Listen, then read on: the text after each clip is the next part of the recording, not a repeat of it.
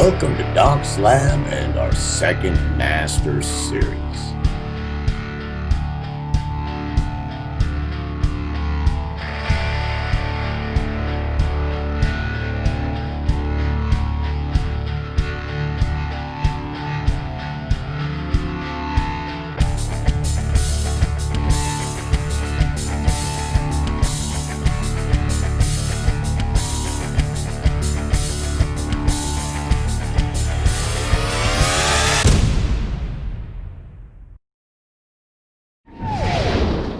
Welcome to Friday night's video and our next Master Series. I do believe that this is the 88th video in our second Master Series, the 37th video on basic processors, the 24th video on Reverb Convolution, and the last video, and we are going to talk about just some final words. So basically, in this video, the only thing I really want to say is that, first of all, there's been a lot of videos, it's almost as long as a lecture, on how big of a gun I think your convolution reverb is to your production. It's your next biggest gun next to your equalization because of how important it is to make your production sound professional, sound full, and sound like it's in some space and not sterile and stagnant and dead. And it has immense power in your production. Some of the things that we've talked a lot in this short segment on convolution reverb, but the biggest thing you really need to keep in your head to really master your convolution reverb, really to understand, the acoustical properties that you're trying to control and manipulate, the concepts and causes that are inherent whenever dealing with any type of spatialization, how you're trying to control them, how you're trying to utilize them, and how you're trying to apply them to your production and to what end. So, for the most part, that being said, that you will find, and I will reiterate over and over and over again, especially with this next biggest gun, that its power can be very subtle, meaning it's not something always that's a really, obvious aspect of your production, that it's really hard sometimes for people to point out, oh wow, I really like the reverb that he used on that, and this, the spatialization technique he used.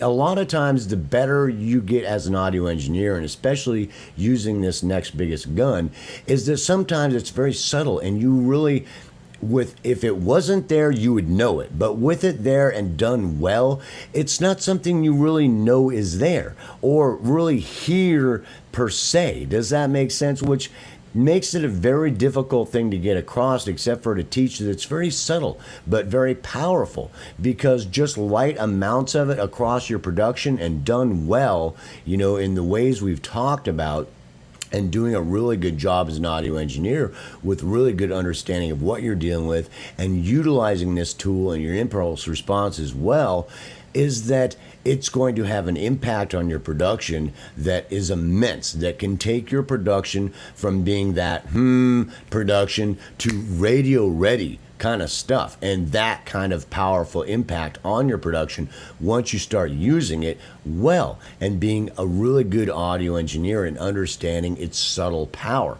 Sometimes it has very obvious power, doing delay echo effects like we talked about, or doing heavy reverb, or automated reverb, or tail reverb, or, accent reverb. All of a sudden it's in a Taj Mahal for a minute, or you got some really wild thing going on, and it has a powerful obvious effect. But most of the time that you are going to become more of a really good master audio engineer on that next level when you master its ability to have that subtle power that really just, if it wasn't there, that it really is not that good of a production. But with you doing it well, it's not real obvious, but it just makes it feel and have an ambience and atmosphere and spatialization that just take it to that next level with a very subtle, effect.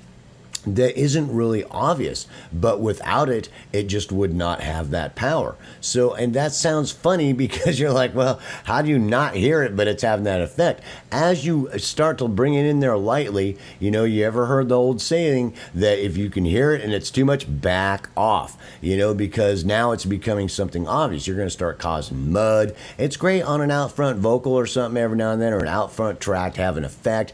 But most of the time, it's that atmosphere, that spatialization, that ambience effect of it just having space and not being dead. You drop a rock and it goes thunk. That's it. It's like doosh, and it's like, or ta, and it has that effect that just makes the difference.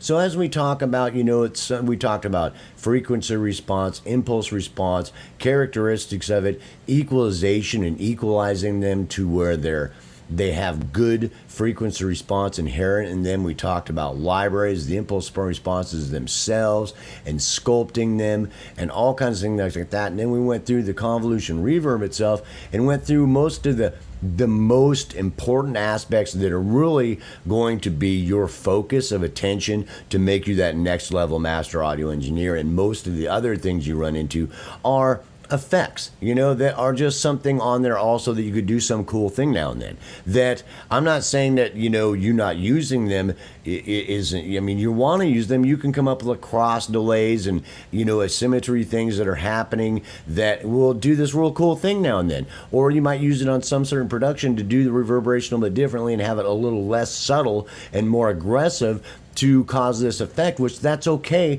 But most of your master audio engineer to get that pop ready or that radio ready production are going to be the subtle uses of it, and mastering the subtle uses of it so that it is complementary to your mix, so that it adds that subtle power and that it's not really obvious, that deters from the mix itself and the power of the production, which can be, in a bad production, it's really hard to take a turd and make it shine, right? So, with all due respect to everybody involved, that, there's been some times in my life that I've made some productions that really were not really good musically, that, I could have probably been the most master engineer on the planet, and there's no way that I'd ever been able to make that production sound good because it was a horrible composition. It was recorded poorly. The musicianship was done on it poorly because I didn't know what I was doing. So there was no way to make it good with audio engineering. So know when that's true also. But, the things we talked about and the subtle power is what you need to focus on. And with that being said, is practice.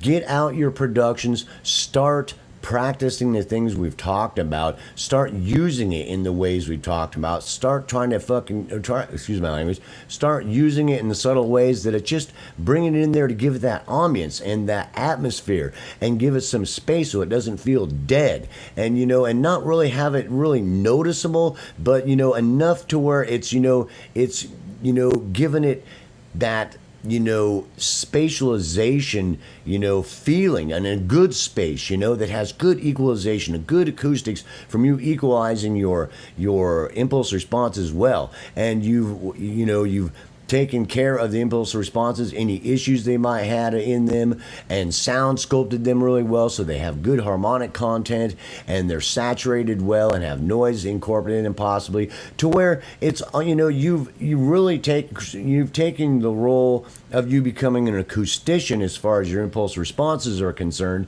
and deal with them like you're an acoustician, so that when you bring that piece of work that you've done like an artist in your convolution reverb, and then on top of it you're an artist using your convolution and the parameters available to tweak it so that it's better suited to whatever you're trying to do, that you're really using it in an artistic way and as an acoustician, so that you are basically in that role, rather than you're the reverb guy that turns the knob. You're an acoustician. Think you're an acoustician. You're an acoustician using a powerful tool to try to use it in subtle ways to have that subtle effect of, you hear this singer that sang in this beautifully sculpted room that cost them $3 million or $10 million to have an acoustician come in there and sound sculpt it, and she's in there singing, yeah, and then you go, and you're like, oh my God, that is so beautiful. you are trying to create that space by being an acoustician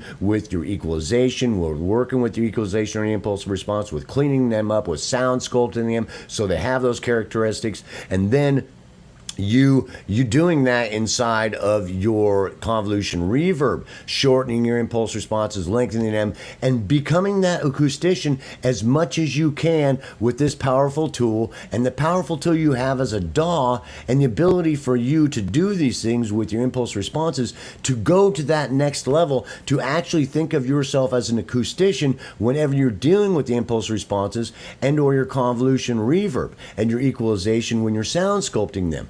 And I know that sounds like a mouthful, but it's very true. You have to put your mind there and go there. Be that acoustician. Be that person.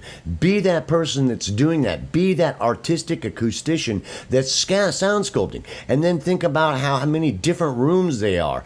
How you could do it differently to make it a different room. That you've got this $10 million room and you've got this different $10 million room, that you can actually make those two different rooms out of one impulse response by changing its frequency response, by changing how much noise it has in, by changing some of the characteristics of it, or lengthening it, or shortening it, how you work the parameters on your impulse response yourself to tweak it some. Be that acoustician, be that person that sees that's what you're doing, to really understand the power of what you're trying to do to control your environment so you can put your production in those environments. And you are going to go to the next level in making sure that things are recorded well, things are performed well, so that you take stuff in there that is good stuff, because you are going to be an acoustician trying to master the environment that they're in, as thinking as an acoustician, so it's going to make you